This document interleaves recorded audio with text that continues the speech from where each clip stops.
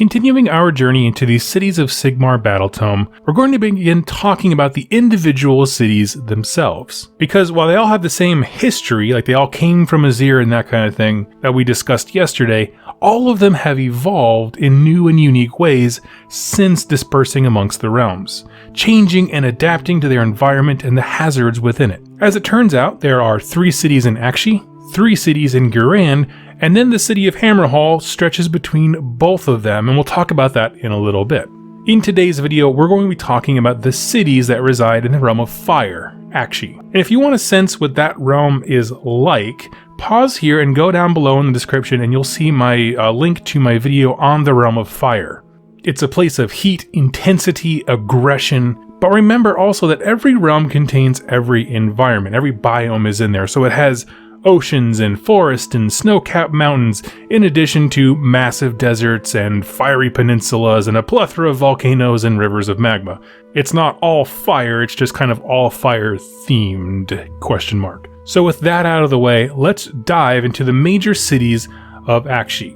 And because Hammerhall goes in either one, because it's a part of both, I'm going to put it in this video. So today we're talking about Hammerhall, Anvilguard, Hallowheart, and Tempest's Eye. And we'll kick this off talking about Hammerhall, the twin-tailed city. This is the closest thing to a poster boy for this army, mainly because we've heard about it for the longest time.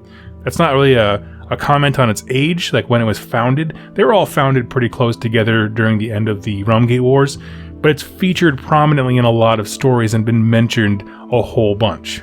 It is the true seat of power of Sigmar in the mortal realms. Now, the really unique thing about this mega city is that it is built around a realm gate. To be specific, the realm gate is called the Storm Rift Realm Gate.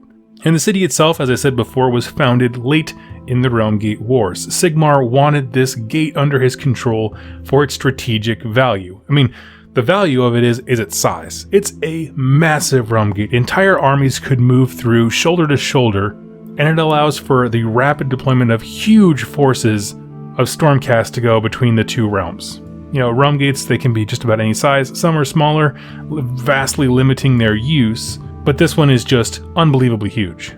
And seeing this, they immediately realized there's one big problem with this gate.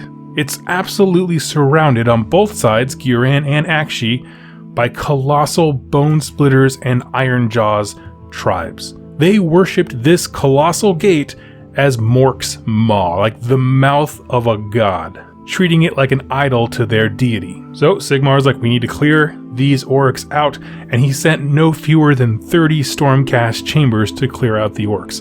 This would be a massive military movement for the Stormcast, and usually they're deployed like a chamber here, a chamber there. To have 30 in one place means that this was an almost inconceivable number of orcs here at the gate. In that military maneuver to get rid of all these greenskins, the Hammers of Sigmar led the charge. They were kind of like the vanguard of the army. And as such, they took ownership of that settlement that sprung up there, erecting their fortress, the Perspicarium, as I think it's pronounced, to defend the gate. And as we said before in yesterday's video, basically Sigmar would plant a fortress for his Stormcast someplace important, and then civilization would build out around that. And it's exactly what happened here. Except, because the place was a realm gate, it built around it on both sides of the realm gate, realm of fire and realm of life. And so one city has 2 parts to it. There's Hammerhall Aqshy in Aqshy and Hammerhall Gyra in Ghyran, but they are governed as a single province. And their relationship to one another, the 2 halves of the city, is highly symbiotic. Lava is channeled from Aqshy to form a molten moat and barricade around Gyra. This acts as a natural defense to keep away chaos invasions, but also the realm of life is so voracious in how it grows and verdant with life that the city would just be overrun by growth if it wasn't for this big firewall kind of keeping it away. So they're using the natures of the 2 realms to kind of keep the lands at bay so they can actually form a civilization here. Hammerhall Aqshy acts as the industrial center with all of the grimy mechanical parts of civilization, the things that make life possible, technologically. And Hammerhall Gyra supports Aqshy by supplying the food and the produce and the meat, all thanks to the verdant life magics soaked into the ground. And because it kind of has everything it needs on both sides of this, the population here has grown exponentially. Part of that is helped by the fact that peaceful coexistence among the races here seems to be going pretty well. And a defining feature of this city is a focus on heritage and pride. They were founded by the Hammers of Sigmar and strive to follow and be just like them. That's kind of why I say they're kind of the poster boys, because the Hammers of Sigmar are, and they're trying to emulate them. Because of their size, they have these massive standing armies composed of all different races. They can draw upon any kind of combination of units they need. And their pride and joy when it comes to their military is the Academia Martial. This is basically a military school that turns out incredible leaders. Every standard in every unit has a story and honor that must be preserved. Again, heritage is their identity that really shapes this city. And next up is Anvilguard, where Hammerhall is this heavily guarded, mega city. Anvilguard is much more of a fortified frontier city, situated at a pivotal location on the shores of the Searing Sea. On one side of them is the ocean, but on the other side is a dense jungle surrounded by a volcanic mountain range. Whenever that volcano erupts, the jungle is pretty much burned away, but since the flora, right, the plant life there is so infused with the realm of fire, magic, it's adapted and it kind of grows really aggressively. So it's kind of this forest burns away, forest aggressively regrows. And so to keep this dense jungle from overtaking the city, the Ironweld chemists came up with a plant poison. So along the city walls of Anvilguard, there are these huge towers with these very ornate looking steel dragon heads, and from the mouths of those dragons pour this gout of clouds into the air. So the air is all hazy with this poison. It kills the flora, but seems to have no effect on its citizens.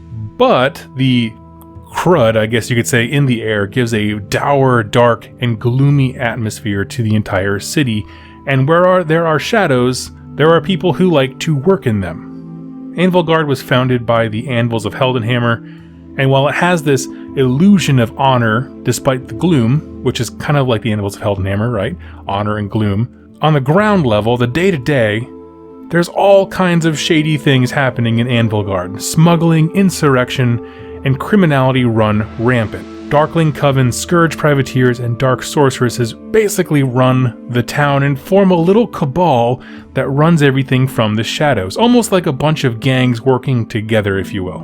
And as of yet, the Lord Veritants of the Anvils of Heldenhammer that are stationed there have not really caught wind to this, but the city has a dark reputation amongst those in other cities who know, hey, if you need something shady done, go to Anvilguard. And the kind of darkness and subterfuge is really the defining feature of this city. Next up is Hallowheart, and this is a very interesting one that leans into the kind of extreme fantasy nature of Age of Sigmar. So right after the Realmgate Wars, a combined army of Hallowed Knights and Fire Slayers hunted and killed what I'm calling a god beast, it's that same scale anyway, known as the Weird Flame Drake. This is a giant dragon monster that had become corrupted by Tzeentch at some point. The city of Hallowheart was founded in the base of that beast's nest. So imagine a funnel or a deep bowl bored into the earth, right? That's where it's made its nest, and the city was founded at the base of it. So to travel to the city, you need to zig down these paths or walk down this steep cliff face to get to the bottom of this little basin. And by little, I mean it's absolutely massive. And that might seem like a really weird place to put a city. Why would you want to go down below, I guess, sea level is what you would say? Well, here's the thing. As we mentioned before with all of these cities are established at important places. Within the walls of this nest, deep mines have been dug. Arcane-infused materials are plentiful. My assumption it's some form of realmstone. And the economy of Hallowheart is based on mining this resource. The wealth derived from the rich minerals here led to super rapid growth. The Hallowed Knights have a fortress established there, and in the center of this kind of bowl or basin that I talked about, they built a colossal spire. And it basically reaches out of the giant hole in the ground up towards the sky. And at first I thought this was this is obviously the fortress of the Hallowed Knights. It's actually not. They built this as a giant cathedral and church for Sigmar. A place where Tens of thousands could come in at once and pray to the God King. Such is the devotion of the Hallowed Knights. And this all seems super awesome. I mean, there's a lot of great things happening here, but like everything else, this wealth has a price. Because there's so much magic and arcane energy all around, the Stormcast Eternals are always on the hunt for signs of corruption, specifically of Tzeentch influence, knowing that the monster that lived here was corrupted. Entire mining operations have suddenly vanished, and then you'll see the Lord Veritans patrol the city with this very grim and dour appearance. So it kind of has everyone looking over their shoulder, even though you're making good money. There's no reason to outwardly distrust the Stormcast, but there's just something weird happening, and they're kind of ripe for corruption. Despite all the dangers of mining this kind of magical material, it's constantly sought after by the collegiate arcane in the city. Their school of magic is made entirely of this material. And this is kind of where we come to the defining feature of this city. The long exposure to these kind of raw arcane energies, they have an innate power to wield it, whether they are conscious of it or not. Enemies can hurl lightning at the city of Hallowheart's forces, only for the lightning bolt to fizzle. Likewise, the wizards of Hallowheart can unleash devastating amounts of energy upon the enemy. It's like all their wizards are supercharged, even when they leave the city. And the collegiate arcane is really the driving force for this civilization, for economic and military reasons. So everything that would support a wizard naturally gets more attention. So if you're looking for a magic-themed city, this is the one. And lastly is Tempest's Eye. Tempest's Eye stands out here for actually having the least amount of lore to it, but there are some interesting things in here that I want to touch on. This city is really like a massive outpost or a watchtower. It's built on the very, very tippity top of a colossal mountain that goes well above the clouds, nearly touching the firmament itself. The idea here is that it exists to watch and guard that entire region. Everything that the mountain can see is guarded by its citizens. And being so high in the sky, it's been a great trading point for the Caradhran overlords. And that trade has seen the city grow very rapidly. Now, another cool thing about this is that this is the home base, the Stormhost equivalent of HQ of the Tempest Lords in the realm.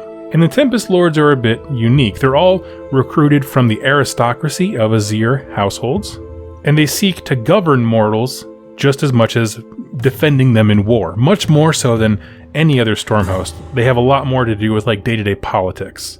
And that really is their defining feature, is they want to get into the nitty-gritty of mortal life and governance more than anyone else, to the point where the Castellan and Celestin both sit on the ruling council of the city. No law is passed without their signature, which I'm not sure how I feel about. I'm not sure I understand Sigmar's intention was to have Stormcast stay back and do governorship. No, I think they're built to be weapons, but it's a very interesting take on what the weapon that we would call the Stormcast Eternals is intended to be. And when this city sees a potential threat, atop the mountain, they see an army of chaos coming into the area around them, they are quick and aggressive as a bastion of order. They make big use of cavalry, being able to run down the side of the mountain very, very quickly and engage the foe by kind of pulling them and baiting them in different directions, while the cannons of the Caradhran Overlord warships pound out any threats. This deal is kind of struck up. It's mutually beneficial because the Caradhran Overlords see this as protecting their investment of trade just as much as the denizens of Tempest's Eye see it as eradicating chaos, which is always kind of the number one priority. And friends, that is it for all of the cities that exist in the realm of fire in this book. Of course, there's more cities spread out there. All of these cities are going to have little farmland and an outpost that's spread from the main hub, if you will, that you can make your own identity for, and I do encourage you to do that, but these are the main points of interest for the Forces of Order in the Realm of Fire, and Hammerhall, which also exists, like I said before, in Ghyran. My favorite of them is definitely Anvilguard. I love the idea of there's just that shady place, there's always that bad side of town. Anvilguard is the bad side of Aqshy, where weird things happen, and the idea of this series of gangs kind of running the city behind the Stormcast's eyes. I love that kind of stuff, and so I'd love to see books set in Anvilguard, a whole series of books of how life there kind of goes on. But let me ask you, what is your favorite of these cities? And which one would you like to know more about in like future Black Library books and things like that? Go ahead and tell me below. We'll continue the conversation there. And thank you so much for watching, and happy wargaming.